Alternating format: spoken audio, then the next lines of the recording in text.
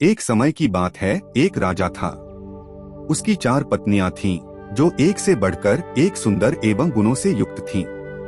राजा उन चारों से अनुराग रखता था, परंतु उसे चौथी पत्नी सर्वाधिक प्रिय थी, फिर तीसरी, दूसरी और पहली पत्नी उनमें सर्वाधिक वयस्क थी। एक दिन राजा वन में आखेट के लिए गया। वहां उसे एक अज्ञात कीट ने काट लिया और वह एक दुर्लभ बीमारी से ग्रसित हो गया। वैद्य एवं तांत्रिकों ने अपनी सारी विद्या का प्रयोग किया, परंतु उसकी अवस्था को सुधार नहीं पाए। अंतत उन्होंने यह कहा कि राजा की मृत्यु निकट है और अब वह कुछ ही दिनों के अतिथि हैं। राजा ने अपनी संपत्ति को रानियों में विभाजित करने का निर्णय किया, क्योंकि उसका कोई उत्तराधिकारी नहीं था। परंतु सामान्य रूप से विभाजन करने की जगह कौन सी रानी उसे कितना प्रेम करती है, इस आधार पर संपत्ति को बांटने का निर्णय किया। उसने एक चतुर योजना बनाई और सभी रानियों को एक एक करके बुलाया। उसने कहा, मेरे जीवन के केवल 3 दिन शेष हैं, मैं तुम्हें एक रहस्य बताता हूँ। बहुत पहले मुझे एक साधु ने एक शक्तिशाली यंत्र दिया था, जिससे मुझे स्वर्ग की प्राप्ति होगी, यदि मैं साथ में एक और व्यक्ति को ले जाऊं। परंतु इससे पहले कि स्वर्ग में प्रवेश करें, हमें दारुण यंत्रणा सहन करनी होगी और नर्क में 7 वर्ष व्यतीत करने होंगे। क्योंकि हम एक दूसरों से सर्वाधिक प्रेम करते हैं, इसलिए मैंने यह निश्चय किया है कि मैं तुम्हें अपने साथ आने का यह अवसर प्रदान करूंगा। उसने चौथी रानी से आरंभ किया, जो सबसे छोटी थी और जिससे वह सबसे अधिक प्रेम करता था। उन्होंने उससे पूछा, क्या तुम मरने के बाद मेरे साथ चलोगी?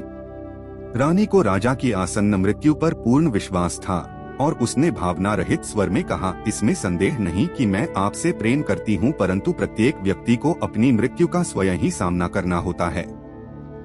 मैं यहाँ ही रानी के रूप में रहना पसंद करूंगी। मुझे तो प्रेम एवं सत्कार की आदत है। मतलब चौथी पत्नी ने साफ मना कर दिया और चली गई। राजा को अपनी तीसरी पत्नी भी बहुत प्यारी थी और उस पर उन्हें गर्व था। उन्होंने उसे बुलाया और साथ में मरने का पूछा।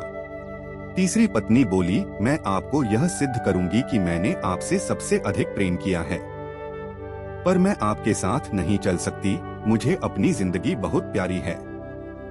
राजा की दूसरी पत्नी हर मुश्किल समय में उनका साथ देती आ रही थी। राजा ने उससे भी साथ चलने का पूछा।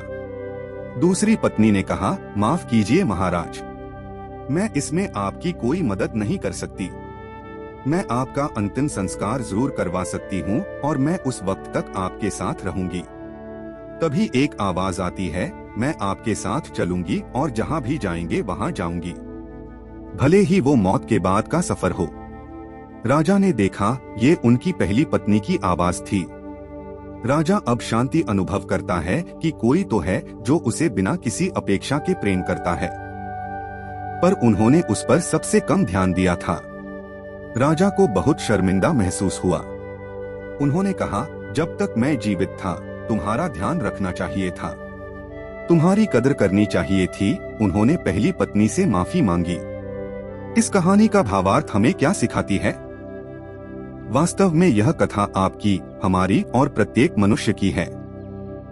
हर व्यक्ति की 4 निम्नलिखित पत्नियां होती हैं।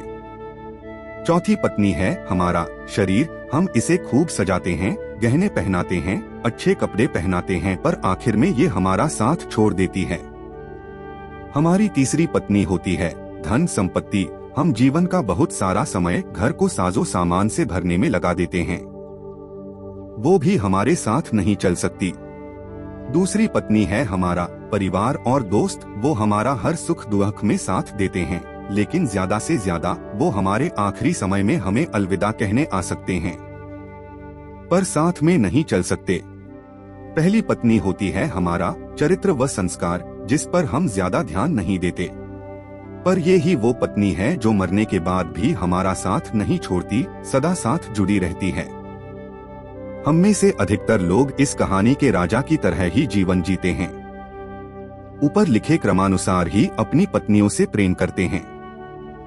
हालांकि यह जीवन का आधार भी है और आवश्यक भी है कि साजो सामान के साथ आरामदायक जीवन जिएं। परिवार और दोस्तों को प्यार से संजो कर रखें। अपने शरीर का ध्यान रखें, इसे स्वस्थ रखें।